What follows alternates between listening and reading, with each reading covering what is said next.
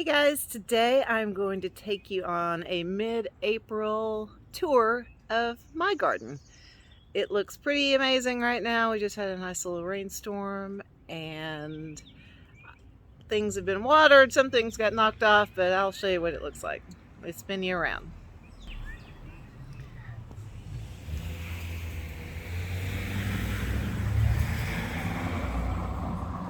You're not going to be able to hear me half the time because of the cars, but let me turn you over here. Here's your front gate to come in. We have this pathway for the dog that we built for an HGTV video, which was awesome. But I left a little space up front for annuals, and they are doing awesome. The pansies, I covered some of them up with mulch. And then we've got some perennials back here and a little pathway. So here in just a few weeks, I'll change out these to summer blooming annuals.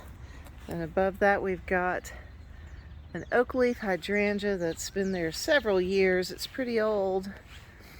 It should be coming up with some blooms very soon. Got some nice azaleas. All of our azaleas took a pretty big hit this year in our deep freeze.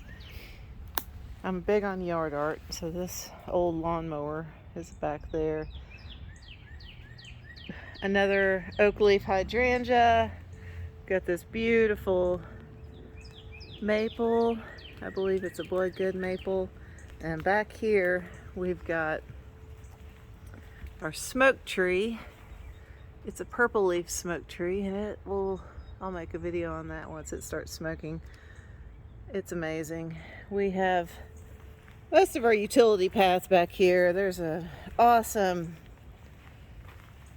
laurel, mountain laurel, and rhododendron that are back here that were here when we moved in. This tree is so beautiful in the spring when it blooms. It's a yellow saucer magnolia. They say yellow, it's really creamy. And then our contorted filbert is just stunning with its curly, crazy cues. All the crazy branches, and it's just now started to leaf out. Okay.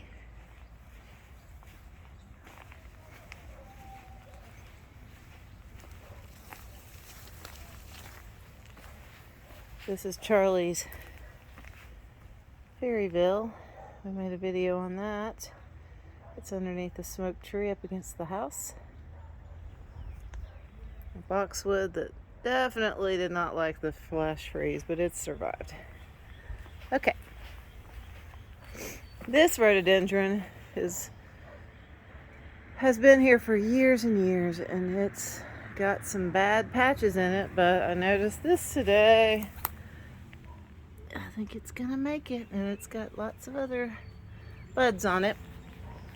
So I think it'll be okay. I might need to hit it extra hard with the fertilizer.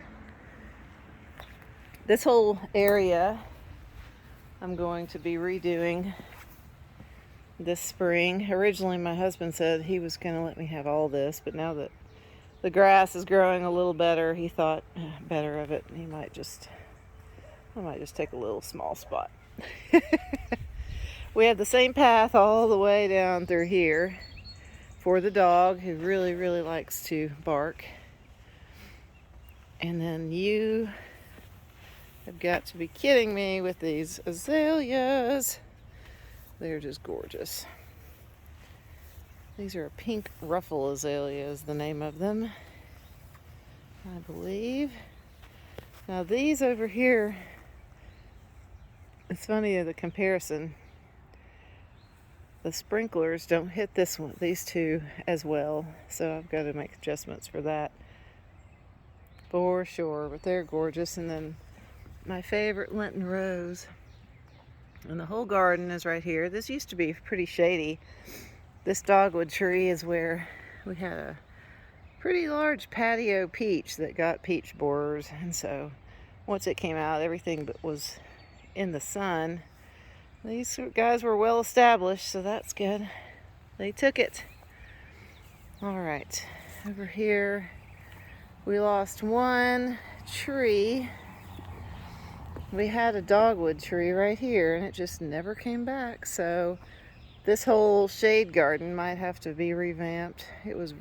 This was all very deep shade last year and in years past, but now we'll see. But I just love those ostrich ferns. I've got an azalea and tons of hosta back here.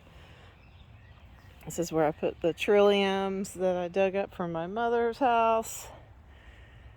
And then this beautiful oak leaf hydrangea is called a little honey. And people stop me from the street and ask, what is that plant?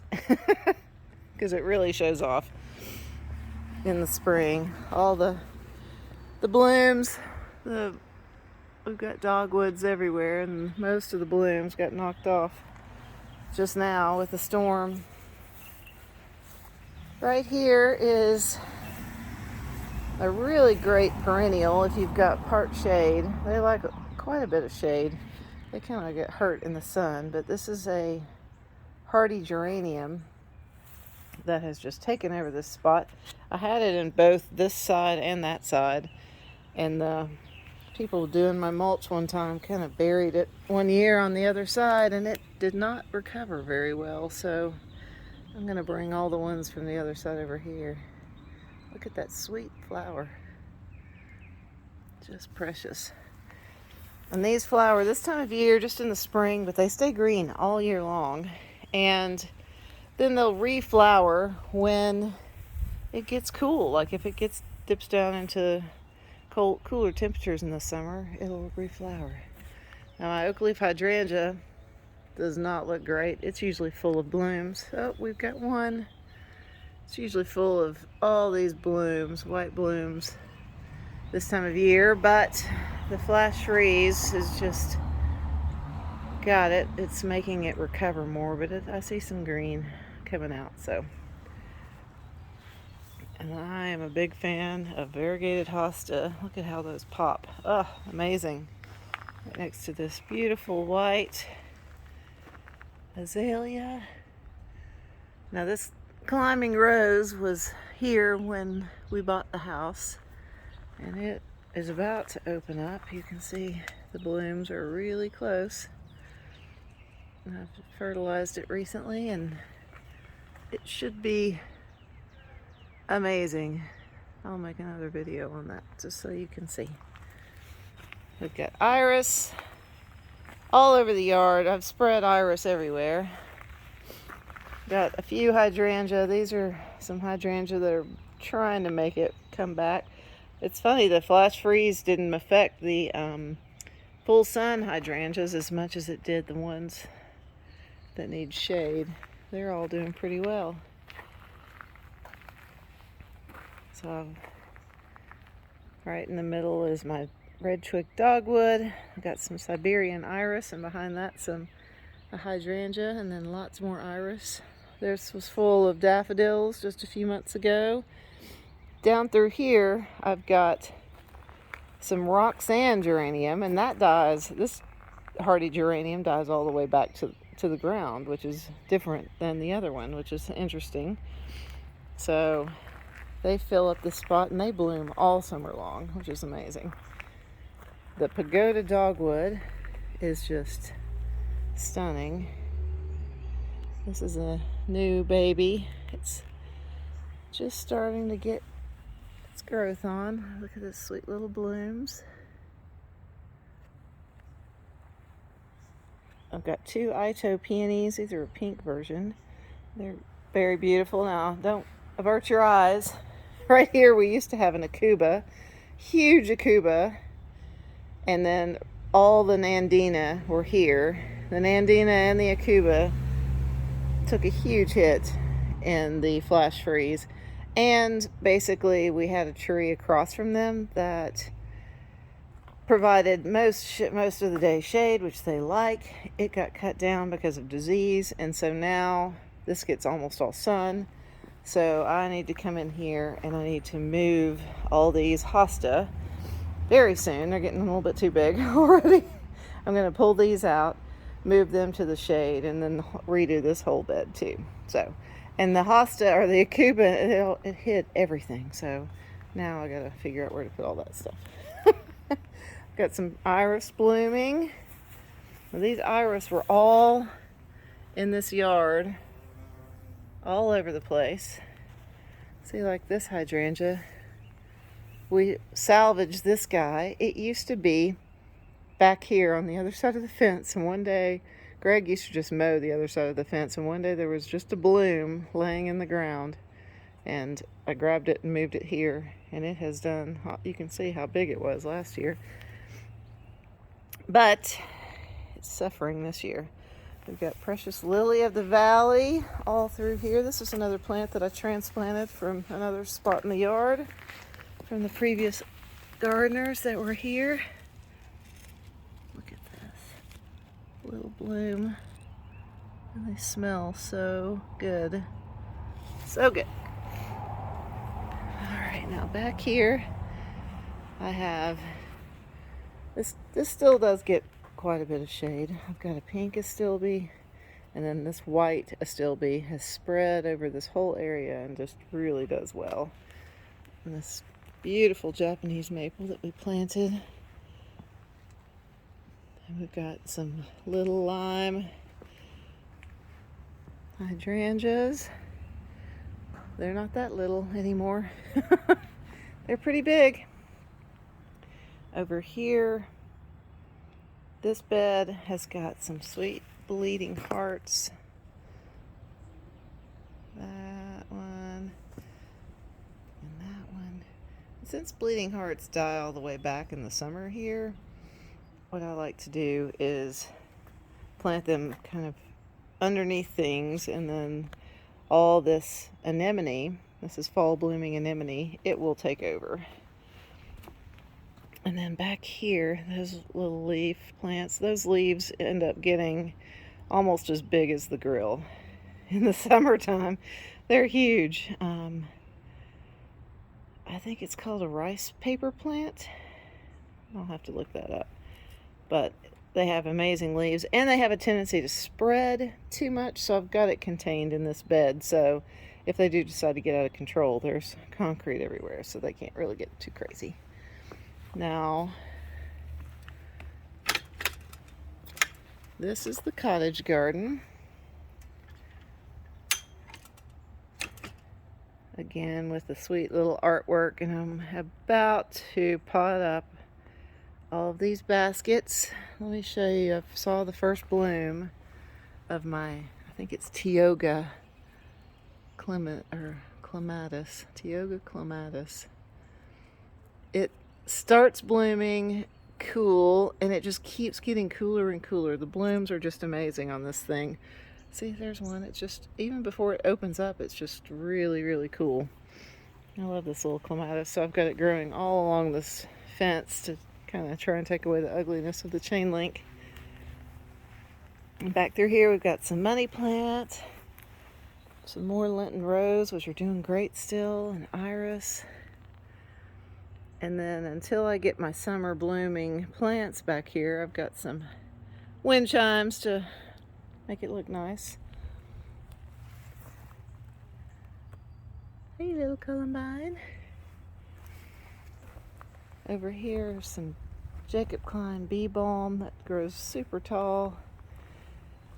Black-eyed Susan for days.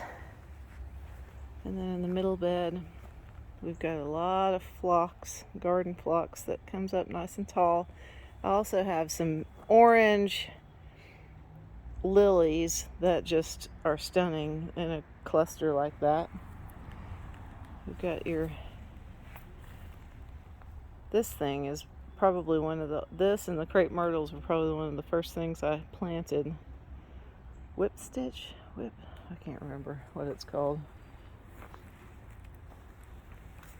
So the cottage garden's coming along. It's been weeded. There's another clematis back there. We've got the dahlias marked where they're going to come up. And all the dahlias overwintered again this year, even though it was a crazy harsh winter. They seem to all be coming up, which is awesome. We got some millennium alliums, I can't remember. And look at this phlox, woodland phlox. Oh, it smells so good when you walk by. It's just like so amazing. It's lovely. Now come around, and in this bed is where I planted a lot of tulips. I still have a few that are coming up. Isn't that cool? And here's some more that are just now starting to open. Excellent. Oh, those are green. That's cool. And they're right in front of the meadow rue. Now I've got some veronicas in here. I've got some alliums in here. Swamp milkweed was in here. So this is a summer bed, and once the tulips are done blooming, I'll switch them out for a summer annual. And these are some of my primrose that I baby, and they're just coming out. I like it underneath the hydrangea. There's a red one. I see some baby red on it. All right. Now, I've got coral bells for days over here. And right in front of them, I planted some beautiful tulips. Aren't they stunning? They almost look like roses. We'll skip over the bubbler. I was going to get that going today, but it sprung a leak, so that's going to happen later. All right. I've got some issues with my hydrangeas back here, too. I don't know if this one's even going to come back at all. The Bear's Breeches is the only thing I actually babied this winter. I covered it like crazy, and it did well. And then I've got a new one over here. Isn't that cool?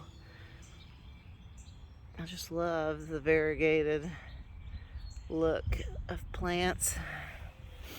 And my Lenten rose in here right in front of that. Once these Lenten rose kind of fade out, this Ligularia takes over. And here's Charlie's little swing area. We sit and watch her swing. Now all the plants that are going to go in, this is our staging area. So it gets a shade and it gets some water from the sprinklers. So we'll have that. I think I'm going to take these 3 hydrangea out this year because they just have not bloomed for probably 2 years, maybe 3. And I think they just get too much shade right here, so I'm going to switch them out. These are some of the things that are going in my pots. And this lungwort is just so beautiful. This is mostly all shade all the time, and that's another lungwort. That one's a little bit older than this one, so it's bigger. It's filling in nicely. Coming down the steps, more staging for pots. And then the iris, oh, they're almost going. I've got a few of the old-fashioned kind that are already blooming. Now look down here.